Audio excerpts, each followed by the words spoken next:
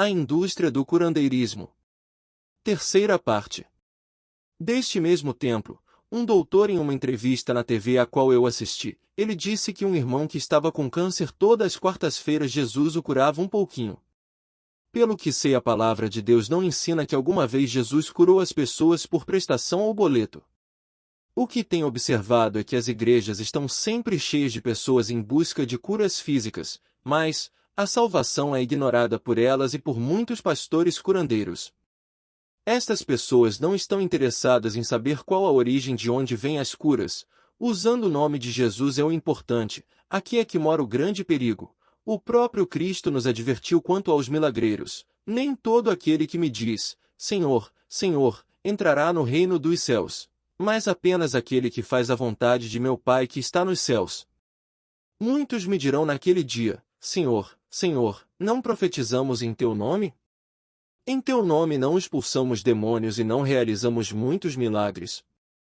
Então eu lhes direi claramente, nunca os conheci. Afastem-se de mim vocês, que praticam o mal. Mateus 7, versículos 21 a 23. Vamos abordar honestamente a ordem do grande médico Cristo. Curem os enfermos, ressuscitem os mortos, purifiquem os leprosos, expulsem os demônios. Vocês receberam de graça, deem também de graça. Mateus 10, versículo 8. Primeiro, curem os enfermos. As igrejas evocam a si a prerrogativa que as pessoas são curadas no nome de Jesus em seus cultos, e os templos ficam lotados, porém as mesmas pessoas estão todos os dias nestas igrejas em busca de curas, inclusive as mesmas que já foram curadas e deram o testemunho e depois do testemunho procuram a medicina para serem curadas da mesma doença que já deram o testemunho da cura. Segundo, curem os enfermos.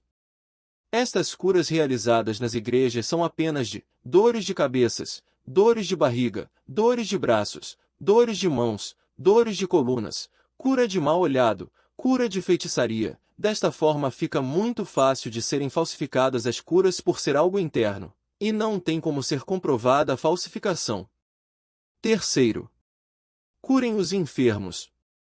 Estas doenças, lepra, fogo selvagem, aleijados, cegos, vitiligo, os pastores não permitem que estas pessoas vão à frente para receber orações pela cura, pois nestes casos é impossível haver embuste, e estes pastores serão desmascarados.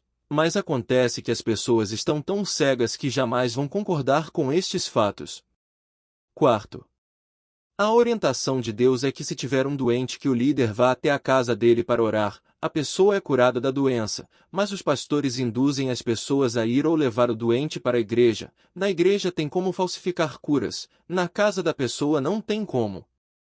Por que esses pastores não vão ao hospital para que as pessoas ali sejam curadas? Quando vão eles oram e profetizam a cura, mas não há cura. Muito fácil enganar as pessoas destas formas. Já assisti reportagem de pastores pagarem membros para fingirem de doentes e aleijados para serem curados. Eu presenciei a conversa de dois pedreiros. Um deles disse, na igreja tal fui fazer um serviço e o pastor não notou minha presença próxima e ele estava orientando um membro a fingir que estava doente. E quando ele fosse fazer oração esta pessoa era para ir à frente e fingir que tinha sido curado. O pior é que as pessoas não procuram conhecer a verdade. Ressuscitai mortos. Por que nestas igrejas não são ressuscitados mortos? Quantos pastores vocês já viram ao menos ter tentado ressuscitar um morto? Ou suplicado para Deus o ressuscitar como oram pelos doentes? Eles não estão dispostos a orar em frente de um caixão de uma pessoa que está dentro da igreja, pois é um milagre impossível de ser falsificado e eles serão desmascarados. Eles estão sim, dispostos a realizarem o culto fúnebre, mas orar pela ressuscitação de um morto, jamais farão isso. Um amigo evangélico me disse que conhece um pastor que ressuscitou o filho dele que faleceu. Eu perguntei a ele, existem testemunhas do milagre da ressurreição? Ele disse, o pastor disse que ressuscitou o filho dele, e só estavam eles dois, ou seja, o pastor e o filho dele, nem a esposa estava por perto. Então eu o questionei, Se tivesse testemunhas, o tal milagre não teria sido realizado. Jesus jamais ressuscitou um morto às escondidas sem haver testemunhas. Eu não acredito nesta picaretagem. Este meu amigo ficou calado, pois não tinha argumento. Quinto, expelirão demônios. Alguns expulsam demônios em o nome do Senhor Jesus, mas a grande maioria pratica exorcismo como é mostrado na TV e em seus templos diariamente, o que é uma prática antibíblico. Este milagre também é muito fácil de ser falsificado e o que mais tem são vídeos mostrando que sim.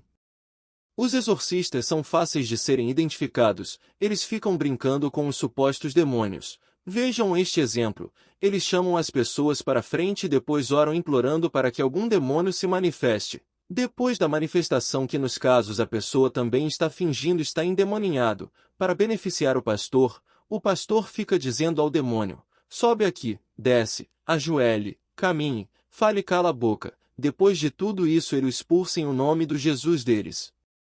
E as pessoas acreditam ser o verdadeiro Cristo que está sendo ali invocado, por não conhecerem as Escrituras e o poder de Deus. Continua. Autor: Eurias Rodrigues Carneiro.